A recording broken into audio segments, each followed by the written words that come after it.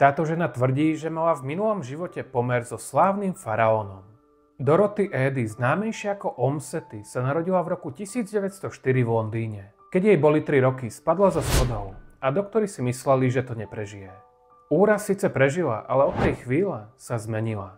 Malá Dorothy začala hovoriť inak a vyžadovala od svojich rodičov, aby ju vzali domov. Nebola však schopná povedať, kde sa jej domov nachádza. Dorothy si na svoj domov spomenula na výstave fotografií o Egypte. Začala ukazovať na fotografiu s artefaktami a kričala, že toto je jej domov.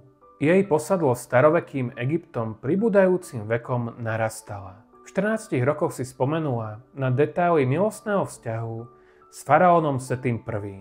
Tvrdila, že sa v minulom živote volala Bentrešit a bola egyptskou kňažkou.